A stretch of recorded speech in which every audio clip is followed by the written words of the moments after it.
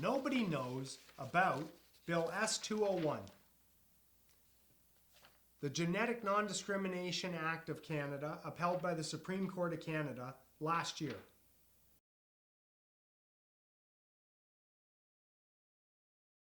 Yeah, why I'm here is because I was concerned as a business owner in the province of Alberta about the new mandates that the province was putting in related to the disclosure of information about my RNA and my genetic characteristics, and also about being asked to take a test to disclose that information in order to obtain goods and services.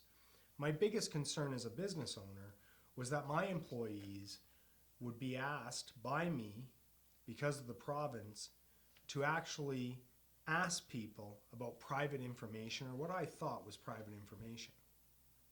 So this bill S-201, can you tell me about it? Yeah, so what happened was, when I was looking into how I could properly administer what the province was asking me to do for them as an employer in this province, I went back and started to do some research on what the privacy laws were.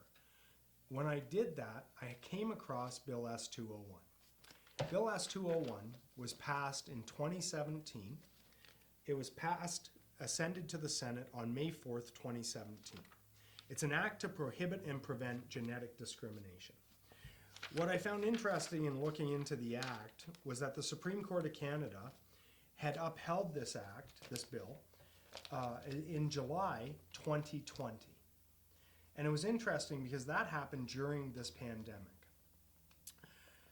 So I thought, this is very interesting because I'm going to need to know what my obligations are under this act and under the direction of the Supreme Court of Canada, because effectively what it did, this act that I have in my hand, is it effectively made it a criminal offense under the Criminal Code of Canada in order to disclose, or ask me to disclose, any genetic information about myself.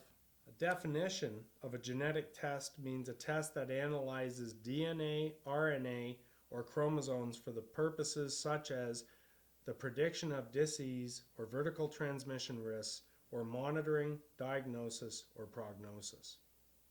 To a third party, when I was there at their business trying to obtain goods or services. How would that affect my employee? Well, the problem is, in my case with my employees, the issue I had when I read this bill was that by it making it a criminal code infraction, punishable by up to 5 years in jail, and I'll read it after to you, but it made it a concern of mine, because if my employees were violating this law, and I was asking them to violate this law on behalf of the government of Alberta, then I had a concern with that, because my understanding of the law, and I'm not a lawyer, I'm a business owner. I need to make that perfectly clear. I'm just a guy trying to get through all of this like everyone else. When I read that if I were to contravene this act, and I'll read it to you verbatim, it's right here, offenses and punishment. It says, contravention of sections 3 to 5, item 7. Every person who contravenes any sections 3 to 5 is guilty of an offense and is liable, under items A, on conviction or on indictment, to a fine not exceeding $1 million, or to imprisonment for a term not exceeding 5 years, or to both. Or B, on summary conviction, to a fine not exceeding $300,000, or to imprisonment for a term not exceeding 12 months, or to both. When I read that, the very first thing I did was I thought, is this really about what we're going through in this pandemic right now? Maybe it's not. Maybe it's just not relevant. And when I read what the definition of a genetic test was, so when I read that and I thought, well, this is an mRNA vaccine. And if this is an mRNA vaccine, are they searching for RNA when I give them the sample? So I approached one of my lawyer friends to give me some guidance on what really is a PCR test. Definition of what a COVID test is. And I was sent this document from my lawyer. Okay? This source is from the Cleveland Clinic for Health. What is a COVID-19 PCR test? The polymerase chain reaction PCR test for COVID-19 is a molecular test that analyzes your upper respiratory specimen, looking for genetic material, and forgive me, I'm not a doctor, ribonucleic acid, or RNA, of SARS-CoV-2, the virus that causes COVID-19.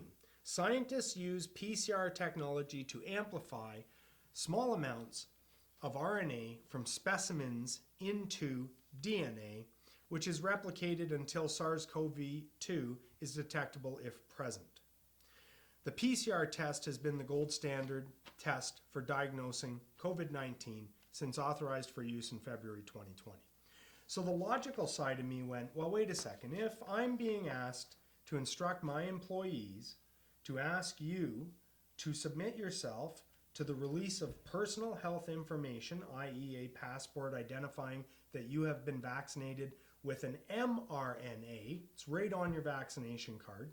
It says you have been vaccinated with an mRNA vaccine. If the definition states that it's a release of information as it relates to RNA, how does that affect me and my staff when we're asking you, our customer, to produce that document? Now, some people are going to say that it's not relevant, it's not disclosing anything. My argument with my lawyers is it's disclosing the fact that genetically, your body now has a characteristic of showing the signs of the vaccine, which is an mRNA, and you're now disclosing that to my employees, which we feel may be, again, I'm not a lawyer, a breach of the Criminal Code of Canada. Furthermore, it states in the government's mandate to me as a business owner that in order for me to be compliant to the government's mandates, if you don't supply me with the vaccine passport, that they don't want to call it a passport, I don't know why, it's a passport to get you goods and services. If you don't supply my employee with that, you will be asked or may be asked to provide a COVID test. So here's where I ran into a problem. When I went to look at what's prohibited under the Act, what's prohibited under the Act is under genetic test prohibitions. I'll read it verbatim. Item 3.1. It is prohibited for any person to require an individual to undergo a genetic test as a condition of providing goods or services to that individual. The next item is B, entering into or continuing a contract or agreement with that individual, or C, offering or continuing specific terms or conditions in a contract or agreement with that individual. Now it goes on, and we'll get into that in a second. So my concern was, how do they get the RNA information to give to me? It's on their passport saying that they have been given an mRNA. So I was a little bit, it was a little bit convoluted because I wasn't sure, is it actually an RNA disclosure, or are they just disclosing a health medical disclosure, which would be another violation of that person's privacy. They don't have to disclose medical information. That would be a human rights violation, which is a different conversation, which we've addressed on the document under the Canadian Charter of Human Rights and Freedoms and under the Canadian Human Rights Act, which we can get into later. But right now we're talking about the criminal side of Bill S-201. So I was a little concerned that that may or may not be applicable here. What I did was I further read, and what it also says is the disclosure of results.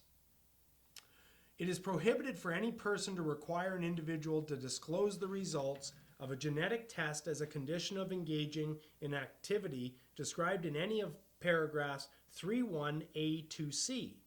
So effectively what that says is if you were to go get a test that identified your RNA, viral RNA, which is what a COVID PCR test is, and you gave me those results and I asked for those results, I could effectively be in violation of this criminal code, in violation of Bill S-201.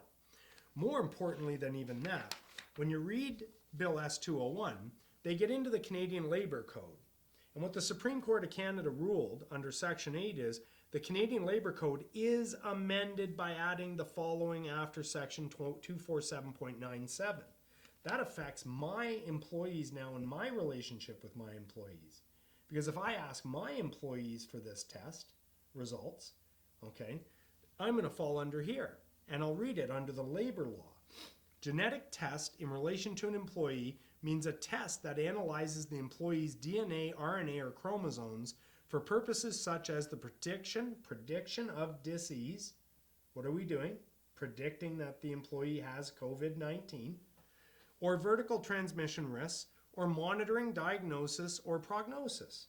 So when I read this, either way, if the passport's not an issue, the testing is an issue to my employees, and the testing is an issue to the citizen that's trying to obtain goods and services if I deny those and tell him he's got to provide a test. What was really shocking to me was when I went into the RCMP station as a layman citizen with Bill S-201 in my hand, which clearly identified what the crimes were, and I asked for clarity, the RCMP did not know anything about this law. They didn't know about the criminal code. That scared me. That's why I needed answers from them. Now that I've put it to them since Friday, today's Tuesday, we will see what they find out. Once I get information from the officers on what I can and cannot do under my rights when people violate this law, I will give you an update. So make sure you watch this channel for more information.